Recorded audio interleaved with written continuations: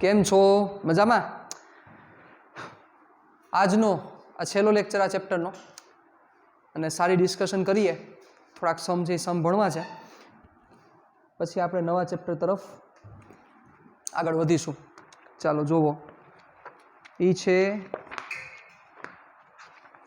જે આપણે ડિસ્કશન કરવાની છે તે છે સ્વાધ્યાયના દાખલા. સ્વાધ્યાયના દાખલામાં 4.23 છે એ તો આપણે જ્યારે મળશું ત્યારે કરશું, અત્યારે નહીં કરીએ. 4. પહેલાં આપણે 25 કરી નાખીએ. ચાલો જુઓ, 20 આટા અને 10 સેન્ટીમીટર ત્રિજ્યા ધરાવતું એક વર્તુળાકાર ગૂંચળું, તેનું સમતલ, સાંભળજો, 20 આટા એટલે N, 10 સેન્ટીમીટર ત્રિજ્યા એટલે R, એક વર્તુળાકાર ગૂંચળું છે, તેનું સમતલ 0.1 ટેસ્લાના નિયમિત ચુંબકીય ક્ષેત્રને લંબ રૂપે રહે તે રીતે મૂકેલું છે. ચાલો, તો ગૂંચળામાં 5 એમ્પિયર વિદ્યુત પ્રવાહ વહેતો હોય તો ગૂંચળા પરનું કુલ ટોર્ક, ગૂંચળા પરનું કુલ બળ, ચુંબકીય ક્ષેત્રના કારણે ગૂંચળાના તારમાંના દરેક ઇલેક્ટ્રોન પર લાગતું સરેરાશ બળ કેટલું હશે. ગૂંચળું તાંબાના તારમાંથી બનેલું છે, તેના આડછેદનું ક્ષેત્રફળ આટલું છે, અને તાંબા માટે મુક્ત ઇલેક્ટ્રોન ઘનતા 6×10⁻29 પર મીટર ક્યુબ જેટલી આપેલી છે. ચાલો, જે ડેટા આપેલો છે આપણે ડેટા લખી નાખીએ. પહેલા 4.25 આટા, 20 આટાની સંખ્યા છે, ત્રિજ્યા કેટલી ત્રિજ્યા છે? 10 સેન્ટીમીટર એટલે 0.1 મીટર. કેટલા ચુંબકીય ક્ષેત્રમાં? બાહ્ય ચુંબકીય ક્ષેત્રમાં તેનું સમતલ 0.1 ટેસ્લા ના નિયમિત ચુંબકીય ક્ષેત્રને લંબ રૂપે રહે તે રીતે મૂકેલું છે સાહેબ. એટલે ગૂંચળું, સપોઝ આ માની લ્યો, આ ગૂંચળાનું સમતલ છે, આ ગૂંચળાનું સમતલ માની લ્યો, તો આ ચુંબકીય ક્ષેત્રને લંબ ગૂંચળાનું સમતલ છે, એટલે આ થયું. એટલે ચુંબકીય ક્ષેત્રની દિશા કઈ થઈ? આ ગૂંચળાનું સમતલ કે જે બે એકબીજાને લંબ છે કીધેલું છે. તો વિચારો, મોમેન્ટની દિશા કઈ થશે? સિમ્પલ વિચારો, કઈ થશે મોમેન્ટની દિશા? મોમેન્ટની દિશા થાય મેગ્નેટિક મોમેન્ટની દિશા આ બાજુ. એટલે બે વચ્ચેનો ખૂણો કેટલાનો થયો? તો કે 0નો. બે વચ્ચેનો ખૂણો 0નો થાય તો લાગતું ટોર્ક કેટલું થાય? 0 થાય. You know very well. કારણ કે ટો is equal to mb sin theta. ગૂંચળા પર લાગતા ટોર્કનું સૂત્ર છે mb sin થીટા. થીટા કોના વચ્ચેનો એંગલ છે? m અને b વચ્ચેનો. તો આ જે m ની દિશા છે એ જ b ની દિશા છે, તો m અને b વચ્ચેનો એંગલ 0 થઈ ગયો. Simple, sin 0 0. ચાલો, તો આપણે સૌથી પહેલા શું કરવાનું છે કરી લઈએ. ગૂંચળા પર લાગતું કુલ ટોર્ક, એમાં પ્રશ્ન નંબર A, તેમાં શું લખશું?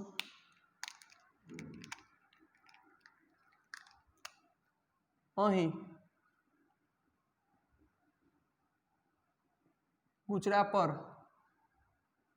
લાગતું કુલ ટોર્ક 0 થશે, કારણ કે m is parallel to b. Ready? કારણ કે m is parallel to b. ચાલો, નંબર 2, બીજો પ્રશ્ન પૂછ્યો છે ગૂંચળા પર લાગતું કુલ બળ. ચાલો, શું જવાબ આવશે? શું તમારું કહેવાનો મતલબ થાય છે? વિચારો, ગૂંચળા પર લાગતું કુલ બળ તો ખબર હોવી જોઈએ સાહેબ કે નિયમિત ચુંબકીય ક્ષેત્રમાં જ્યારે ગૂંચળું મૂકવામાં આવે સાહેબ, તો ત્યારે એના પર લાગતું કુલ બળ 0 જ હોય હંમેશા. યાદ કરો, મેં સ્પેશિયલ તમને લખાવેલું હતું કે ગૂંચળું રેખીય સંતુલનમાં હશે. જ્યારે નિયમિત ચુંબકીય ક્ષેત્રમાં મૂકવામાં આવે ત્યારે ગૂંચળું રેખીય સંતુલનમાં હશે. આ વસ્તુ ખાસ ખબર હોવી જોઈએ, પરફેક્ટ મગજમાં ઉતરેલી હોવી જોઈએ.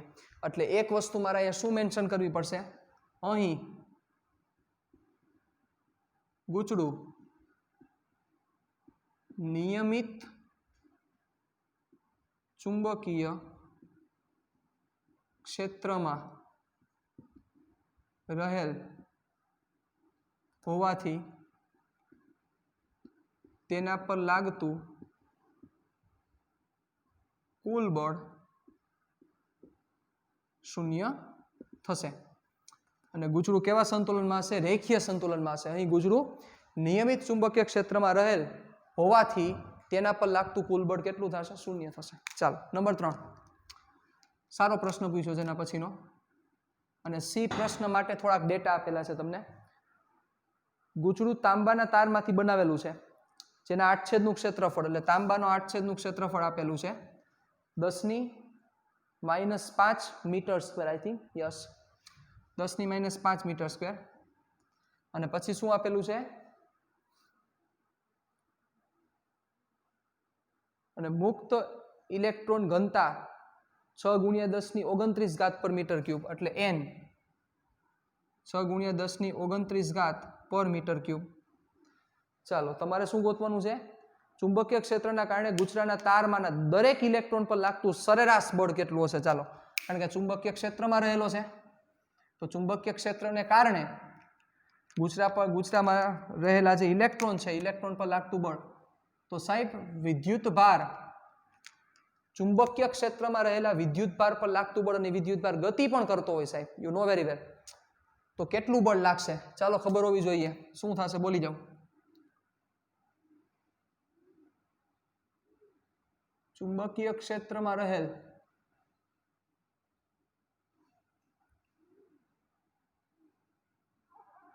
ગતિમાન વિદ્યુત ભાર પર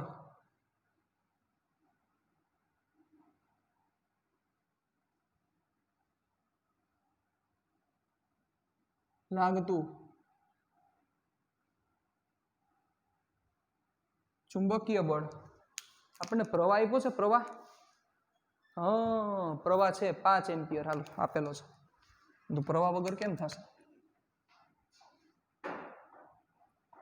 ચાલો શું છે ફોર્મ્યુલા? ફોર્મ્યુલા ખબર હોવી જોઈએ. F = QVB sin θ. ચાલો હવે વિચારો, થોડુંક સમજવા જેવી વાત છે કે આ સમતલમાં ચુંબકીય ક્ષેત્ર છે, સોરી આ સમતલમાં ગૂંચળું છે, ચુંબકીય ક્ષેત્ર આમ છે. હવે વિચારો બચાવ, ઇલેક્ટ્રોનની જે ગતિ થતી હોય, ઇલેક્ટ્રોનનો જે વેગ હોય એ આ સમતલમાં જ હોય.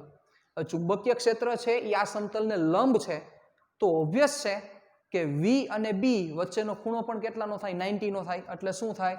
તો કે અહીંયા θ બરાબર 90 થઈ જશે એટલે sin 91 એટલે QVB. હાલો હવે Q ની જગ્યાએ E થઈ જશે કારણ કે ઇલેક્ટ્રોનની ચર્ચા કરો છો. હલવાણી માતા ગરબે રમે કઈ જગ્યાએ? તો કે તમારી પાસે V નથી જોવો. V મળી જાય તો આપણું કામ થઈ જાય. V કેવી રીતે મળશે હવે એ વિચારો. ચાલો, how can you find out V? V કેવી રીતે મળશે? તો તમારી આગળ પ્રવાહ છે, તમારા આગળ A છે, તમારા આગળ N છે, V જોઈએ છે. ચેપ્ટર 4 સોરી ચેપ્ટર 3 I બરાબર અવની. અવની ફોર્મ્યુલા યાદ કરો. આવ્યું યાદ? I બરાબર NEAVD. I બરાબર NEAVD. તો શું થાય? I બરાબર NEAVD તો EI/NEA into B લાઈટ થઈ એટલે કેન્સલ થયું BI/NA.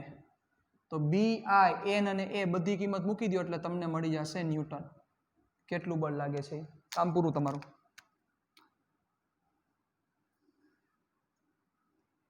રેડી? કેટલા ન્યૂટન બળ લાગશે તમને મળી જશે. ક્યાંથી મેં લખ્યું? I = NEAVD. ક્લિયર? ચાલો તો અહીંયા વેલ્યુ મૂકી દો એટલે તમારો આન્સર આવી જશે. વધીએ થોડાક આગળ. હવે 4.25. હવે આપણે જવું છે સુપબ અને જે તાકાત જે સમમાં આપેલી છે 4.26. બહુ સારો સમ. 4.27 28 અત્યારે નહીં થઈ શકે. એ આપણે ગેલોનોમીટર ચાર્જે પછી થશે એટલે એમાં આપણે અત્યારે નહીં પડીએ.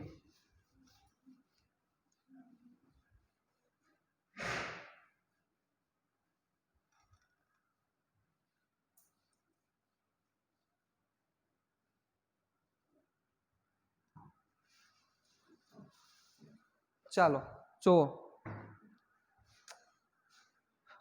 4.26 60 સેન્ટીમીટર લંબાઈ અને 4 સેન્ટીમીટર ત્રિજ્યા ધરાવતા સોલેનોઇડમાં દરેક 300 આટાના હોય તેવા 3 સ્તર વીંટાળિયા છે. 60 સેન્ટીમીટર લંબાઈ, સાંભળજો બરોબર સાંભળજો, બહુ સારો સમજે. 60 સેન્ટીમીટર લંબાઈ અને 4 સેન્ટીમીટર ત્રિજ્યા ધરાવતા સોલેનોઇડમાં દરેક 300 આટાના હોય એવા 3 સ્તર, આવો એક સમ આવ્યો હતો, એમાં કદાચ 500 આટા હતા. આગળ નાનકડો નાજુકડો દાખલો હતો. લંબાઈ છે 60 સેન્ટીમીટર, 300 આટા એવા 3 સ્તર, એટલે ટોટલ 900 આટા થયા. 900 આટા 60 સેન્ટીમીટર લંબાઈમાં. વાંચો આગળ. વીંટાળ્યા છે. ચાલો, 2.5 ગ્રામ દળ અને 2 સેન્ટીમીટર લંબાઈનો એક તાર આવ્યો માર્કેટમાં. 2.5 ગ્રામ દળ આપ્યું અને તાર આવ્યો એટલે તમને લાઈટ તો એક થઈ જ ગઈ હશે. એમજી માર્કેટમાં આવશે. યસ, એ જ આવે છે. જુઓ, 2.5 ગ્રામ દળ અને 2 સેન્ટીમીટર લંબાઈનો એક તાર સોલેનોઇડમાં, સાંભળજો, ક્યાં રાખ્યો છે એ તાર? સોલેનોઇડમાં તેના કેન્દ્ર પાસે અક્ષને લંબ રૂપે રહેલો છે. તાર અને સોલેનોઇડની અક્ષ બંને સમક્ષિતિજ સમતલમાં છે. આ તારને અક્ષને સમાંતર 2 છેડાઓ વડે બાહ્ય બેટરી સાથે જોડેલો છે. ઈ તારને અક્ષને સમાંતર 2 છેડાઓ વડે બાહ્ય બેટરી વડે જોડેલો છે. સાંભળજો. જેથી તારમાં 6 એમ્પિયર વિદ્યુત પ્રવાહ વહે છે. તારમાં 6 એમ્પિયર વિદ્યુત પ્રવાહ વહે છે. તો સોલેનોઇડના આટાઓમાંથી કેટલા મૂલ્યનો પ્રવાહ વહન પામવો જોઈએ કે જે તારના વજનને સમતોલે? G બરાબર 9.8 મીટર પર સેકન્ડ સ્ક્વેર લો. આવું કીધેલું છે તમને સાહેબ. શું કહેવા માંગે છે પ્રશ્ન? પહેલા પ્રશ્ન સમજાઈ જાય તો કામ એની મેળે પૂરું થઈ જશે. એના માટે પહેલા આપણે ડેટા લખી નાખીએ થોડાક, એટલે થોડુંક આપણા માટે ઈઝી બની જાય. જો ધ્યાન આપો. દાખલા નંબર 26.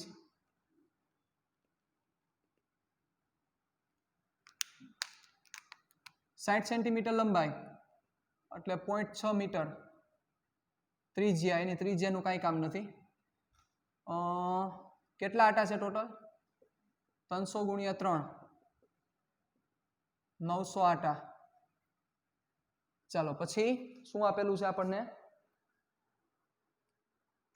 ઓકે, 2.5 ગ્રામ દળનો તાર. હાલો, એટલે તારનું દળ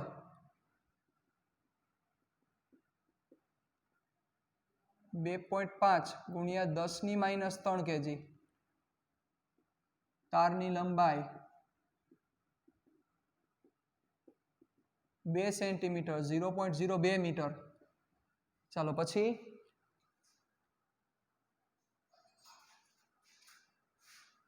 તારમાંથી વહેતો પ્રવાહ 6 એમ્પિયર. તારમાંથી વહેતો પ્રવાહ 6 એમ્પિયર. આઈ ડેશ.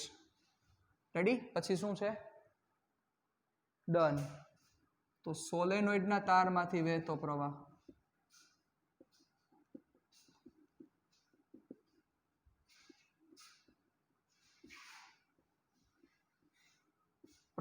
આપણે એને આને આઈ ડેશ કીધું ને, આપણે આને આઈ કહી દઈએ. આઈ કેટલો થશે? ચાલો, G 9.8 લેવાનો છે. કેવી રીતે વર્કિંગ થયું હશે પહેલા એ વિચારો. જ્યારે પણ તમને કોઈ પ્રશ્ન થાય, સૌ પ્રથમ તમે એ રકમ વાંચો. એક વાર નહીં, 2 વાર વાંચો. એમાં વિચારો એ રકમ શું કહેવા માંગે છે. બધી વસ્તુ એમાં મેન્શન કરેલી જ છે. શું કહેવા માંગે છે એ વિચારો, એટલે આપમેળે કંઈક રસ્તો તમને મળશે. આપમેળે રસ્તો મળશે. તારની પોઝિશન શું છે એ વિચારો. તાર સોલેનોઇડમાં અક્ષને લંબ રૂપે રહેલો છે, એટલે સોલેનોઇડ આવું વિચારી લ્યો. આ solenoid. Ready? You can understand what I want to say. આ સોલેનોઇડ છે. અથવા આમ પણ થઈ શકે. આને સોલેનોઇડમાં લઈ લો. રેડી? આ સોલેનોઇડ. હવે અક્ષને લંબ રૂપે રહેલો છે તાર, અક્ષને લંબ રૂપે, એટલે અક્ષ કઈ થઈ? આ અક્ષ, આ અક્ષ સોલેનોઇડની અક્ષ, આ સોલેનોઇડની અક્ષ, એને લંબ રૂપે તાર રહેલો છે. તો હવે વિચારો, આ સમજી ગયા તમે? તો આ સોલેનોઇડની અક્ષ, આ અક્ષ, એને લંબ રૂપે તાર બે રીતે રહી શકે. કાં તો આમ રહી શકે અને કાં તો આમ રહી શકે. You can understand? કાં તો આમ થાય અને કાં તો આમ થાય. ઓબ્વિયસ છે. હવે વિચારો કેવી રીતે રાખવાનું છે ને કીધું છે, અક્ષને લંબ સમક્ષિતિજ સમતલમાં. એટલે તારને કેવી રીતે રાખવાનું છે? અક્ષને લંબ સમક્ષિતિજ સમતલમાં. એટલે આ અક્ષ થઈ સોલેનોઇડની અક્ષ, એને લંબ પણ સમક્ષિતિજ સમતલ. સમક્ષિતિજ એટલે આ થયું, આ સમતલમાં, એટલે આમ સપોઝ રહી ગયો. આપણે આમ રાખી દઈએ. આમ નો રાખી શકીએ, આ વર્ટિકલ થઈ જાય. આ સમક્ષિતિજ સમતલ. હવે શું કર્યું છે? થોડું સમજી ગયા છો તમે? આ જે તાર છે, આ તારના આ છેડાઓને બેટરી વડે જોડેલ છે. અહીંયા બારે આ તારના છેડાઓને બેટરી વડે જોડેલ છે. ક્યાં તાર? સોલેનોઇડની વાત જ જુદી છે, એની ચર્ચા જ નથી થઈ. સોલેનોઇડ તો આ રહ્યો આખો, પણ અંદર રહેલો જે તાર છે એ તારને બેટરી સાથે જોડેલ છે. એટલે તારમાંથી પ્રવાહ વહન પામશે. એ તારમાંથી વહેતો પ્રવાહ છે કેટલા? 6 એમ્પિયર. તારમાંથી વહેતો પ્રવાહ 6 એમ્પિયર છે. રેડી? આવી અરેન્જમેન્ટ થઈ. પ્રશ્ન સાંભળો. પ્રશ્ન એવો છે કે આ જે સોલેનોઇડ છે, આ સોલેનોઇડ માંથી વહેતો પ્રવાહ, સોલેનોઇડના તારમાંથી વહેતો પ્રવાહ કેટલો હોવો જોઈએ કે જેથી, સોલેનોઇડના તારમાંથી વહેતો પ્રવાહ કેટલો હોવો જોઈએ કે જેથી આ તારના વજનને સમતોલે, તારના વજનને સમતોલી શકે. કેટલો પ્રવાહ હોવો જોઈએ? આવો પ્રશ્ન પૂછ્યો છે. એટલે પેલા ઊંધો પ્રશ્ન પૂછાય કે આ તારના વજનને સમતોલે કેવી રીતે? તો આવા સમ ઘણા કરી ગયા છીએ આપણે. તારના વજનને સમતોલે તો જ તારનું આ દળ છે એ દળ નીચે mg લગાડતું હશે, એને ઓપોઝિટમાં કોક બળ લગાડે. એક જ બળ પોસિબલ છે, ચુંબકીય બળ. મતલબ ચુંબકીય બળ માટે ચુંબકીય ક્ષેત્ર હોવું જરૂરી છે, બિલ. અને બિલ જ થશે એનું કારણ તમે સમજી શકો છો, આ 90 નો એંગલ છે. એટલે ચુંબકીય ક્ષેત્ર હોવું જરૂરી છે. કોનું ચુંબકીય ક્ષેત્ર? ઓબ્વિયસ છે સોલેનોઇડનું ચુંબકીય ક્ષેત્ર. સોલેનોઇડનું ચુંબકીય ક્ષેત્ર ઉત્પન્ન કરવા માટે સોલેનોઇડમાંથી પ્રવાહ વહન પામવો જરૂરી છે. એટલે સોલેનોઇડમાંથી પ્રવાહ વહન પામશે, એ પ્રવાહને લીધે ચુંબકીય ક્ષેત્ર ઉત્પન્ન થશે. એ ચુંબકીય ક્ષેત્રને લીધે આ તાર ઉપરની તરફ બળ લાગશે અને ઈ બળ આ mg ને બેલેન્સ કરશે.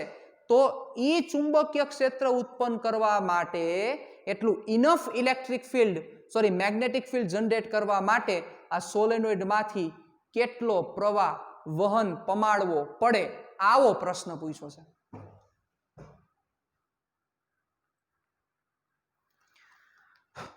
Got it? સમજી ગયા આખી વાત? આવું કહેવા માંગે છે એ લોકો.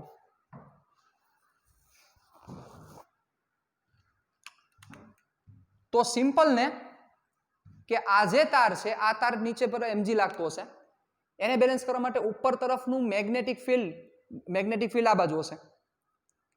પણ ઉપર તરફ લાગતું જે ચુંબકીય બળ છે, એ ચુંબકીય બળમાં બી છે.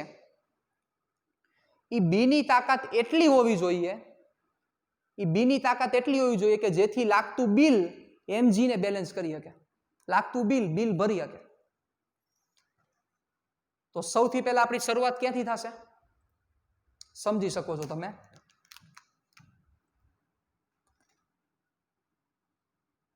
પહેલા આપણે એની વહનની દિશા પણ પૂછેલી છે, એટલે એના માટે આવું લખી નાખીએ. સોલેનોઇડમાંથી વહેતો પ્રવાહ એવી દિશામાં હોવો જોઈએ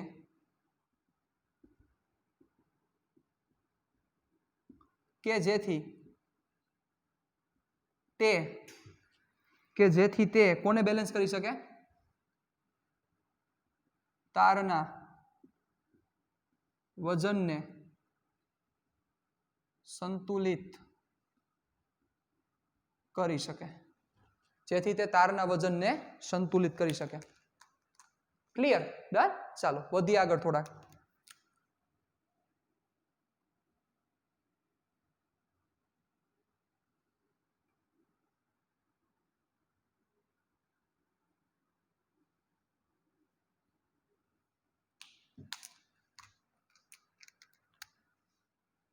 તો તારની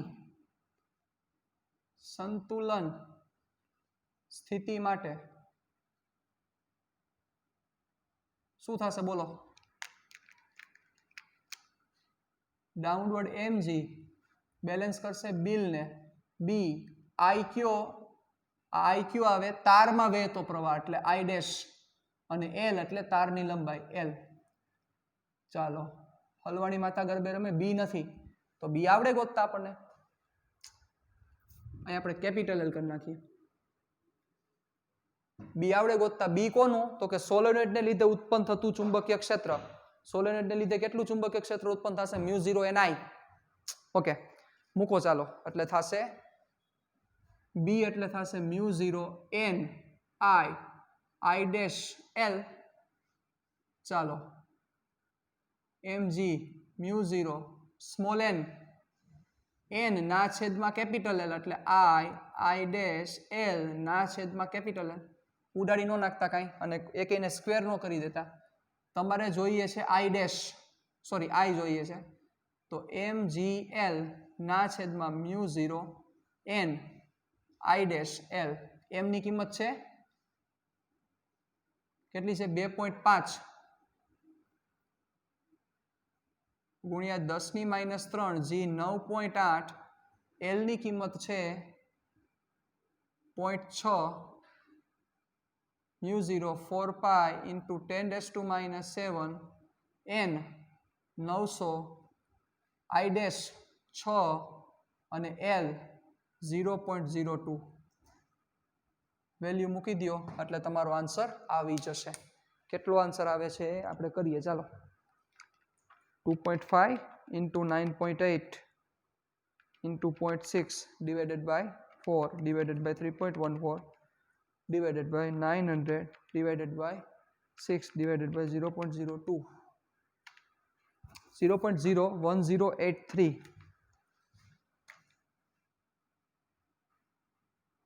1083 ગુણ્યા 10⁴ એટલે કેટલો થશે? 108.3 એમ્પિયર. 36 જોઈ લઈએ પાછળ એટલે ખબર પડી જાય. કરેક્ટ જ હોય જનરલ કેસમાં.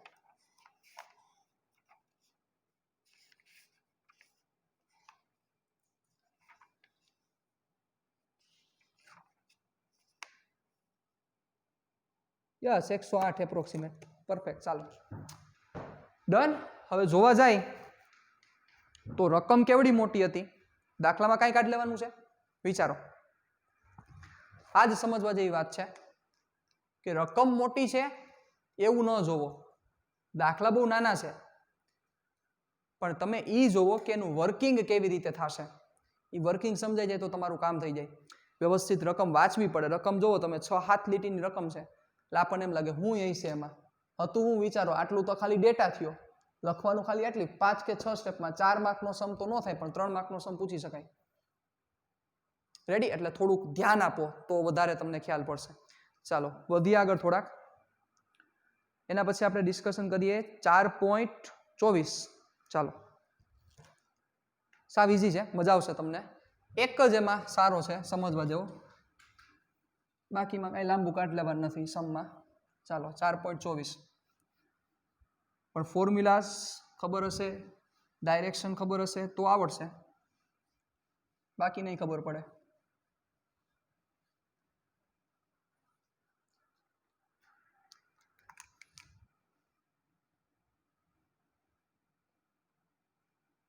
ચાલો 4.24 4.24 વાંચો 3000 ગોસ જેટલું નિયમિત ચુંબકીય ક્ષેત્ર ધન ઝેડ અક્ષની દિશામાં ઉત્પન્ન કરેલું છે towards the positive Z axis 3000 Gauss બરોબર ને. ચાલો પછી 10 સેન્ટીમીટર ને 5 સેન્ટીમીટર બાજુઓ વાળા એક લંબચોરસ ગુચરામાંથી 12 એમ્પિયર વિદ્યુત પ્રવાહ પસાર થાય છે. ટોટલ I 12 એમ્પિયર પ્રવાહ છે. ચાલો પછી આકૃતિ 4.28 દર્શાવ્યા મુજબ તમને જુદી જુદી 4 આકૃતિ દેખાડેલી છે. 4 નહીં પણ ટોટલ 6 છે આઈ થિંક. એક જ મિનિટ ગોતવા દો જોઈ.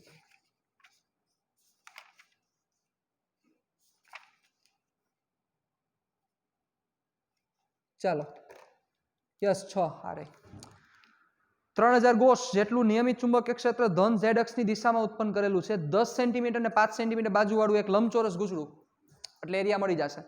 12 એમ્પિયર વિદ્યુત પ્રવાહ પસાર થાય છે. આકૃતિ 4.28 દર્શાવેલ જુદા જુદા કિસ્સાઓમાં ગુચડા પર લાગતું ટોર્ક કેટલું હશે. You have to find out the torque applied on the coil. દરેક કિસ્સામાં કેટલું બળ લાગતું હશે, કેટલું બળ દરેક કિસ્સામાં લાગતું હશે. પ્રશ્ન ઈ પણ છે. કયો કિસ્સો સ્થાયી સંતુલન દર્શાવે છે, કયા કિસ્સામાં સ્થાયી સંતુલનમાં હશે. ચાલો આવા બધા પ્રશ્ન છે તમને. સ્થાયી સંતુલન બહુ સારો વર્ડ છે, સ્થાયી સંતુલન. પરિણાશો ફોર્મ્યુલા દસે તો આવડી જશે. ચાલો શું શું ડેટા છે તમારી પાસે.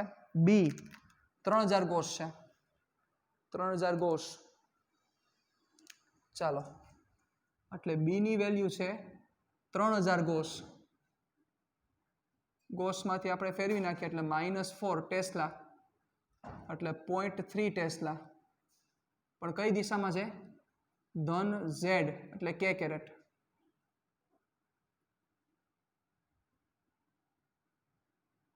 ચાલો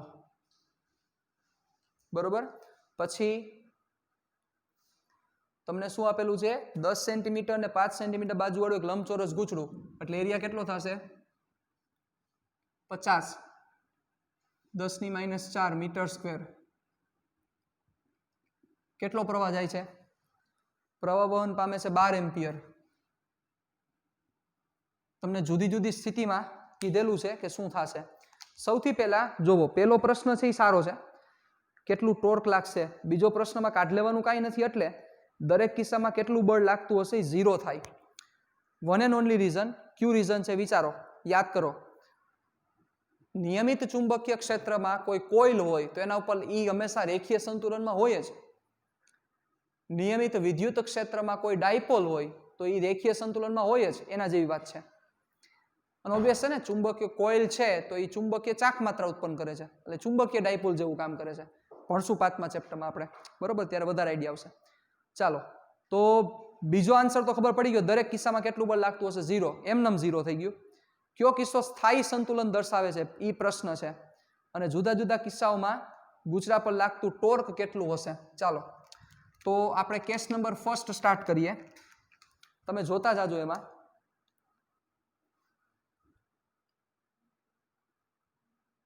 એન્ટી ક્લોકવાઇઝ છે.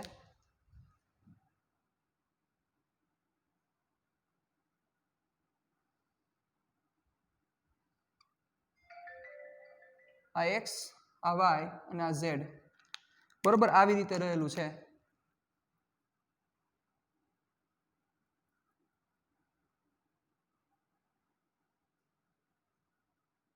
એન્ટી ક્લોકવાઇઝ છે. ચાલો એરિયા વેક્ટર કઈ બાજુ થશે વિચારો. ચુંબકીય ક્ષેત્ર છે અપવર્ડ ડાયરેક્શનમાં. એરિયા વેક્ટર કઈ બાજુ થશે વિચારો. આનો એરિયા વેક્ટર થશે, put the screw perpendicular to the plane. કેમ છે, એન્ટી ક્લોક. 12 કઈ અક્ષ આવે છે, એન્ટી ક્લોક. 12 કઈ અક્ષ આવે છે, એક્સ અક્ષ. એટલે આનો જે m બનશે, m ઇઝ ઇક્વલ ટુ, આપણે પેલા m ગોતી લીધો તો કોમન કામ થઈ જાત ને. અહીંયા m ગોતી લઈ, મોમેન્ટ ચાક માત્રા, I ઇન્ટુ a. 12 × 5 = 60. 600 ગુણ્યા 10 - 3 એટલે 0.06 એમ્પિયર ઇન્ટુ મીટર સ્ક્વેર. લાઈટ થઈ 12 × 5 = 60 એટલે 600 600 ભાગ્યા 10,000 કરો તો 0.06 ચાલો તો અહીંયા m ની શું થશે વિચારો તો 12 ની દિશામાં એટલે m = થશે 0.06 I caret ampere × metre square ચુંબકીય ક્ષેત્ર તો ખબર જ છે z દિશામાં છે ચાલો કેટલું ટોર્ક લાગશે ગુચરા પર લાગતું ટોર્ક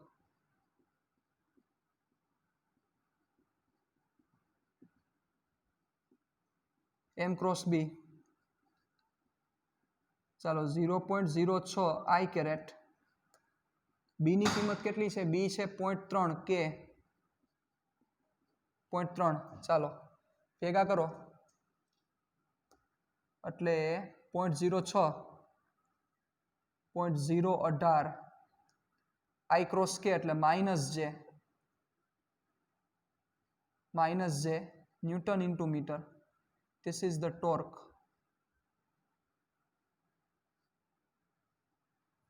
ready 0.06 ગુણ્યા 0.3 am I right 0.018 yes am I am ચાલો -0.018 j કેરેટ એટલે ટોર્કની દિશા સમજવા જેવી છે -j કેરેટ એટલે ટોર્ક આ બાજુ લાગતું હશે ચાલો ઓબ્વિયસ છે સ્થાયી સંતુલનમાં ન કહેવાય કેસ નંબર બી હાલો કેસ નંબર બી માં શું થશે વિચારો તો આ જ કોપી થશે કે ન થાય આ જ કોપી થશે કેસ નંબર બી માં ખાલી આની જગ્યાએ આમ કરીને કુછ ફેર શું પડે કાંઈ ફેર ન પડે એરિયા ઈ નહીં છે મોમેન્ટ ઈ નહીં દેવાનો છે મોમેન્ટ ઈ નહીં દેશે અને ઈ જ અને મોમેન્ટની દિશા ઈ નહીં છે વિચારી લ્યો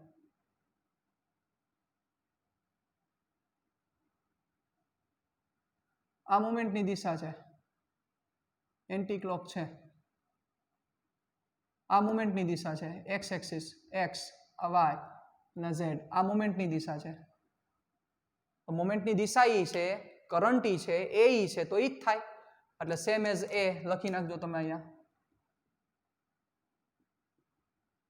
ચાલો વોટ અબાઉટ સી માટે તમે શું કહેવા માંગો છો ચાલો સી માં ક્લોકવાઇઝ કરંટ છે અને xz પ્લેનમાં છે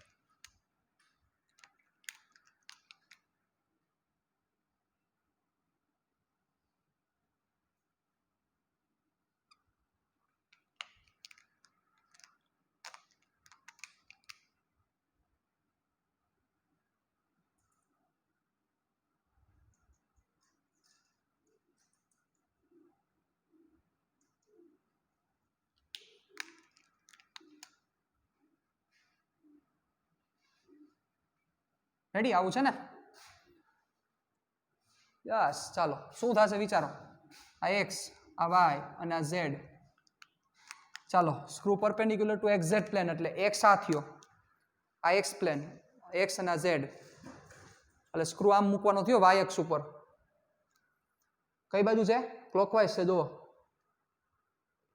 ઋણ y એટલે m થશે ઋણ y માં એટલે m થયા અહીંયા ઋણ y એટલે -0.06 j caret ampere × metre square ચાલો લાગતું ટોર્ક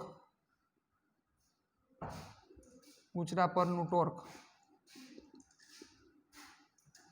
ટો = m × b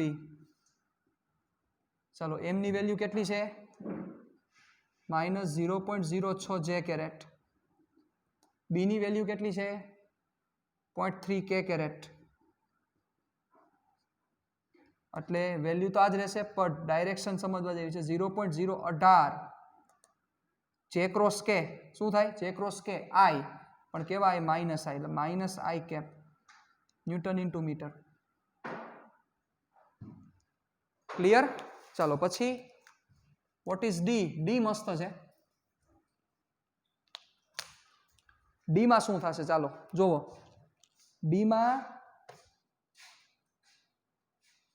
તમે એ અને ડી ને સરખાવો એ અને ડી તમે સરખાવો એટલે વ્યવસ્થિત થશે એ અને ડી માં સરખાવો જુઓ એમાં આવી રીતે હતું આવી રીતે એમાં છે આ તમારી સામે બરોબર થોડીક અક્ષ દેખાડી દો એટલે તમને સમજાઈ જશે વધારે. આ વાય અક્ષ થઈ અને આ થઈ એક્સ અક્ષ અને આ થઈ ઝેડ અક્ષ. આ એ છે બરોબર. હવે શું થયું? હવે શું કર્યું છે જોવો તમે. ડીમાં વાય સાથે 30 ખૂણે છે. જોવો વાય સાથે 30 ખૂણો છે. વાય સાથે 30 ખૂણો છે. સમજવા જેવી વાત એ છે. એટલે થાશે શું વિચારો જોઈ. હવે એની પહેલા એક કામ કરો. એમાં ટોર્કની વેલ્યુ કેટલી મળી હતી તમે જોવો જોઈએ. એમાં ટોર્ક કેટલો મળ્યો હતો તમને? એમાં જે ટોર્ક મળ્યો છે એ ટોર્કની કિંમત છે -0.018 અને જે કેરેટ -j કેરેટ. એટલે ટોર્કની દિશા ઋણ વાયમાં છે. આ દિશા ઋણ વાય. જોજો આ ઋણ વાયમાં છે.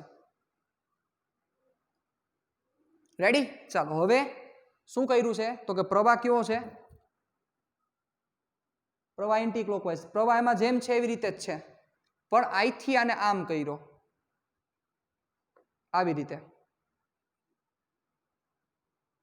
આવી રીતે કર્યો. મતલબ કેટલાનો ખૂણો બનાવડાવ્યો? 30 ખૂણો બનાવડાવ્યો, 30 એંગલ બનાવડાવ્યો. એટલે શું થશે? શું ફેરફાર થશે? શું તમને લાગે છે? તમારી દ્રષ્ટિએ શું થશે આન્સર? કયો ચાલો વિચારી લ્યો. Take your time. બી ની દિશા આ છે, આ બી ની દિશા. એમની દિશા આ થશે બરોબર. હવે વિચારો જે બી છે, બી આ પુઠ્ઠાના સમતલમાં છે બી. હવે એમ છે આને લંબ છે. બી આમ છે અને આનો જે એમ મળશે એ આમ મળશે. સમજી શકો છો? બહારની તરફ થશે એટલે બે એકબીજાને લંબ થશે એટલે મૂલ્ય આ જ થશે 0.018. દિશા ઇમ્પોર્ટન્ટ છે. દિશા સમજાવી દો ચાલો. ટોર્કની દિશા કઈ થશે સાહેબ? તો સિમ્પલ છે. વિચારજો, વ્યવસ્થિત સાંભળજો. આખો આન્સર હું તમને આપી દઉં હમણાં. જ્યારે આમ હતું આમ હતું આમ, ત્યારે અહીંયા જે ટોર્ક છે એ ઋણ જેમાં છે એટલે આ વાય છે, એટલે કે આ પ્લસ જે છે. ઋણ જે એટલે આ ઋણ જે થયો. વિચારો આ ટોર્ક બચાવ. આને તમે 30 ડિગ્રીનું ભ્રમણ આપો તો ઓબ્વિયસ છે આ 30 ડિગ્રીમાં જ ભ્રમણ પામે. સમજા? આને 30 ડિગ્રીનું તમે ભ્રમણ આપો, આ 30 ડિગ્રીનું તમે આને રોટેશન આપો, આને 30 ડિગ્રીનું રોટેશન આપી દો. એટલે જેવું 30 ડિગ્રીનું રોટેશન આપશો તમે એટલે આમ થયું. એટલે આને હું ઘડીક વાર મૂકી દઉં તો હવે આમ વિચારો. આમ હતું ત્યારે આમ હતું. હવે 30 ડિગ્રીનું રોટેશન એને આમ આપો છો તો આ એંગલ, આ પણ ટોર્કની દિશા પણ આમ થાય ને. આ ટોર્કની દિશા થયું ક્લિયર આખે આખું? એટલે ઋણ જેથી 30 ડિગ્રી આમ આવ્યો. ઋણ જેથી 30 ડિગ્રી આમ, ઋણ જેથી 30 ડિગ્રી આમ. એટલે ઋણ જેથી 30 ડિગ્રી આમ એટલે વિચારો, સાંભળજો હવે જોજો. આ ઋણ જેથી 30 ડિગ્રી આમ આવ્યો ને એટલે ઋણ જે આ છે આવું થયું. એટલે આ એક્સ થયો, આ પોઝિટિવ એક્સ. આ ઋણ જે અને આ ટોર્કની દિશા શું થાય કયો? હાલો શું થશે? 90 અને 120. એટલે પોઝિટિવ સાથે 120 ના ખૂણે, પોઝિટિવ સાથે 120 ના ખૂણે થાય. જોવો વિચારી લ્યો. એટલે ધન એક્સ થી તમારે જો દિશા બોલવી હોય તો ધન એક્સ થી દિશા શું થાય? પોઝિટિવ સાથે 120 ના ખૂણે. કારણ શું કામ 120 બોલ્યો? આ 90 તો છે જ, આ અને આના વચ્ચેનો ખૂણો 90 છે જ, 30 વધારાનો એડ થયો 120 ના ખૂણે. અને એમ નો કેવું હોય તો ધન વાય સાથે કેટલાના ખૂણે થાય? વિચારો, ધન વાય સાથે કેટલાના ખૂણે થાય? અથવા એવું ન બોલવું ને તો આમે બોલી શકાય. ઋણ વાય થી એન્ટી ક્લોકવાઇઝમાં, સોરી ક્લોકવાઇઝ થશે.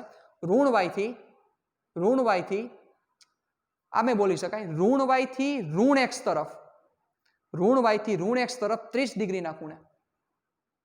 એટલે ઘણી બધી રીતે કહી શકાય. તમારે જે કેવું કહી શકાય. આમે કહી શકાય ધન એક્સ થી 120 ના ખૂણે. જોવો ધન એક્સ થી 120 અને ઋણ y થી ઋણ x તરફ 30 ના ખૂણે, બે સાચી વાત છે. તો આમાં શું થશે? ડી કેસમાં એ ડ્રો નથી કરતો હું. ટોર્કની કિંમત શું થશે? 0.018 જ થશે, કારણ કે એમ અને બી વચ્ચેનો એંગલ 90 છે. Newton into metre. દિશા શું થશે? ટોની દિશા ક્યાંથી કઈ બાજુ થશે? ઋણ ધન x થી ધન x અક્ષ સાથે 120 ડિગ્રીના ખૂણે અથવા ઋણ y થી ઋણ y સાથે ઋણ x તરફ 30 ડિગ્રીના ખૂણે. 30 ડિગ્રીનો કોણ છે ને? યસ, 30 નો એંગલ ડિસ્પ્લેસ કરેલો છે. ક્લિયર? ડન. ચાલો હવે પાંચમામાં શું થશે? પાંચમામાં જોવો, એન્ટી ક્લોકવાઇઝ છે. એન્ટી ક્લોકવાઇઝ છે એટલે ઉપર તરફ આવ્યો એમ વિચારી લો. પાંચમામાં ચાલો ફિફ્થ કેસમાં એમ ઉપર તરફ થશે. જોવો એટલે તમને સમજાઈ જશે. એમ ઉપર તરફ એટલે 0.06 ઉપર તરફ એટલે કે કેરેટ. એટલે ટોર્ક કેટલું થાય? 0. અને એંગલ 0 છે સાહેબ. આમ જ કરો ને, એમ બી સાઇન 0 0. અને ક્યારે સ્થાયી સંતુલનમાં હોય? ઓબ્વિયસ છે, 0 ડિગ્રી જ સ્થાયી સંતુલનમાં હોય. સ્થાયી સંતુલન. અને કેસ નંબર 6 શું થશે? જુઓ, પ્રવાહ કઈ બાજુ છે? ક્લોકવાઇઝ છે. ઓમાં એન્ટી ક્લોકવાઇઝ હતો. આ સમતલમાં એન્ટી ક્લોકવાઇઝ એટલે ઉપર. આમાં ક્લોકવાઇઝ છે. છઠ્ઠામાં ક્લોકવાઇઝ છે એટલે પ્રવાહ નીચે જશે એટલે એમની કિંમત શું થશે? -0.06 કે caret ampere into metre square. So torque also 0. પણ કેવું સંતુલન? અસ્થાયી સંતુલન. છેલ્લે એક સ્ટેટમેન્ટ લખ નાખજો. અહીં ગૂંચળું નિયમિત ચુંબકીય ક્ષેત્રમાં હોવાથી બધા કિસ્સામાં લાગતું બળ શૂન્ય થશે. રેડી? તો બાકીના જે સમ છે આપણે પૂરા કરશું જ્યારે લાઈવ મળીએ ત્યારે, એટલે કે ફિઝિકલ ક્લાસમાં મળીએ ત્યારે. રેડી? મળીએ પાછા નેક્સ્ટ સેશનમાં નવા ચેપ્ટર સાથે. ટાટા બાય બાય, સિયા, ફિર મિલેંગે ચલતે ચલતે.